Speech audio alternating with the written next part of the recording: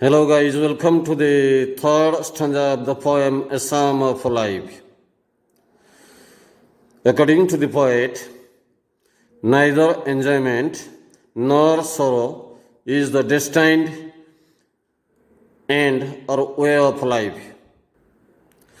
The way of life is neither amusement, neither entertainment, neither merrymaking or hedonism, nor expressing sorrows, expressing anguish, nor sufferings, nor dejection, nor depression is our destined way of life. Meaning, sorrows and sufferings, entertainment and amusement were not ordained by God, were not predetermined by God, so that we would suffer from them. Destined means predetermined, preordained, doomed, or cui sera sera, meaning what has been fated cannot be diverted or avoided. In whatever happens in our life, we should not think that God has ordained it. We must act according to the situation. We must challenge the predicaments, obstacles, hazards, and hurdles of life, and sufferings or enjoyment are not the way of life, or they are not the destined way of life. They are not predetermined. They are not fated for us by God. If sorrows or sufferings, entertainment and amusement or merriment or hedonism is not the way of life, then what is the way of our life?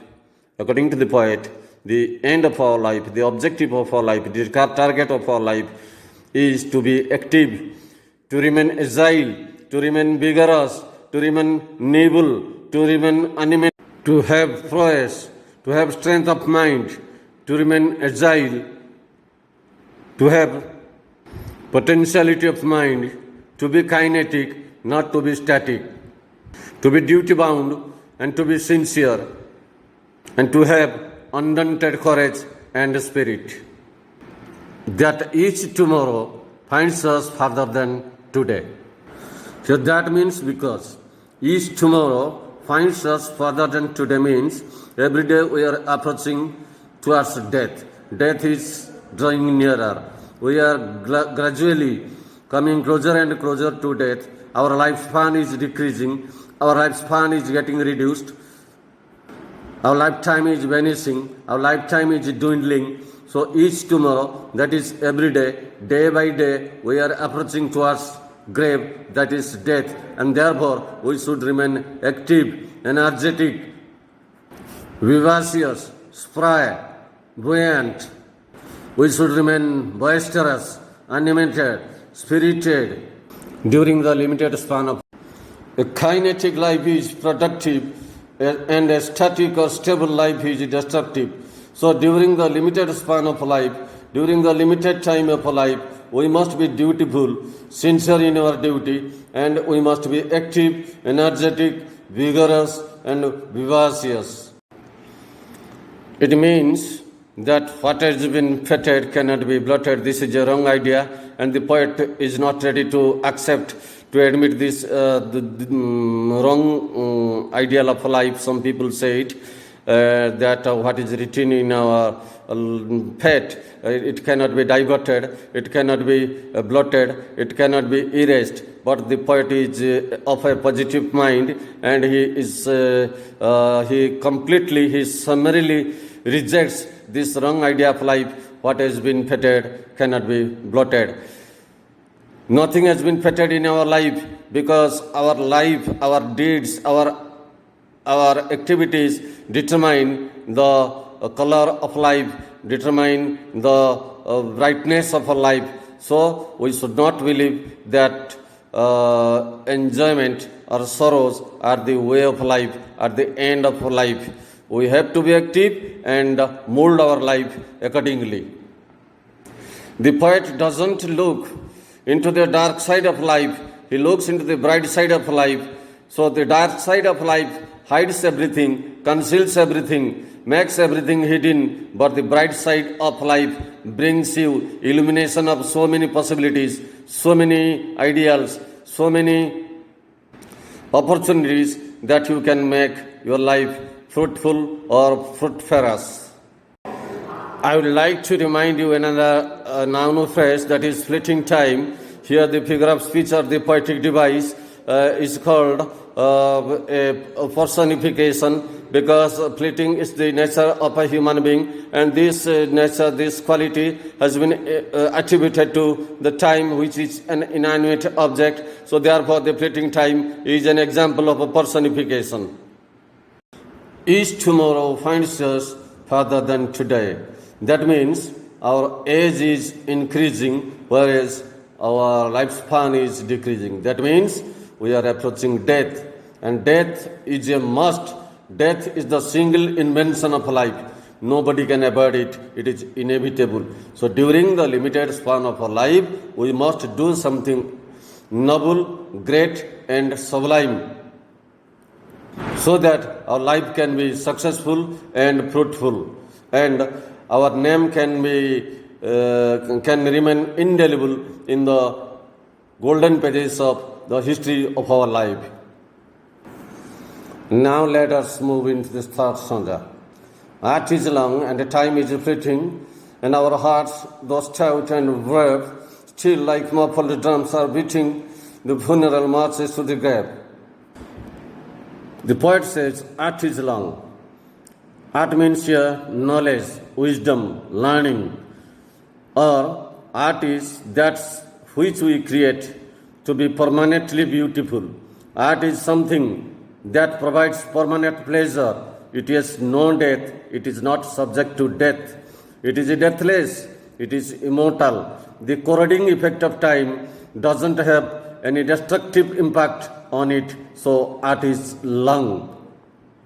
In other words, art implies the nobility of life, the greatness of life, the great meaning of life, the great connotation of life, the great value of life, the preciousness of life.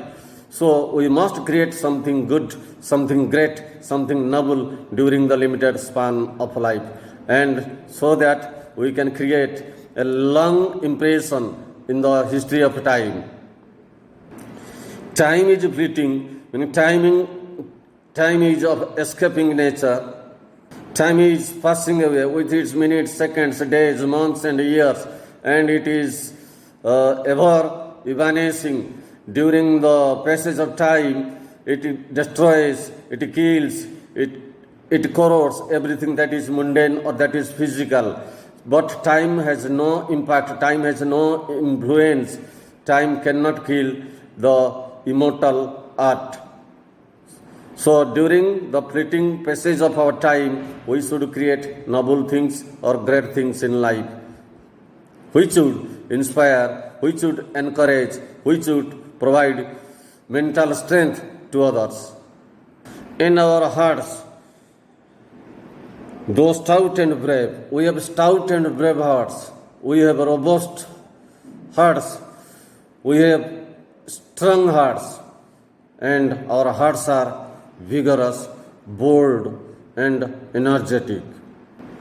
Hearts are firm, sturdy, and staunch. Our hearts, though stout and bold, still like muffled drums are beating. And here the poet compares our hearts with muffled drums. The Christians beat muffled drums during a funeral procession, so that the muffled drums or covered drums create a dull sound, a deadening sound, which adjusts with the deadly atmosphere of death. Similarly, our hearts are beating those muffled drums, and muffled drums because we are marching towards death, and our heartbeats cope with the funeral procession, that is our dead body is being carried in a wire to the grave. Here is a beautiful comparison given by the poet. Hearts are compared with muffled drums.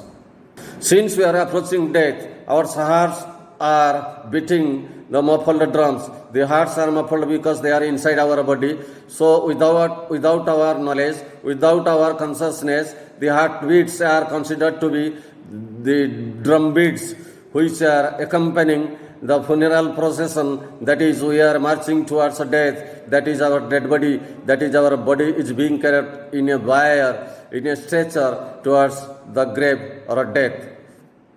Therefore, during this short period of life, we must create a long art during the fleeting time, fleeting passage of time, fleeting passage of our lifetime, fleeting passage of our lifespan. The comparison of our hearts with muffled drums is a metaphor. It is a poetic device employed by the poet. Similarly, in the previous stanza, not enjoyment and not sorrow, there are two segments here, and each segment begins with a not and a consonant sound. It is called alliteration, a poetic device, or a figure of speech. Similarly, in the line, finds us further, finds and further, these two terms begin with the consonant sound F, and therefore it is also an instance of alliteration.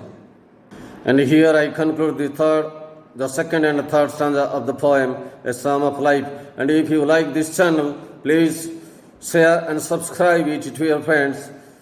Thanking all of you once again.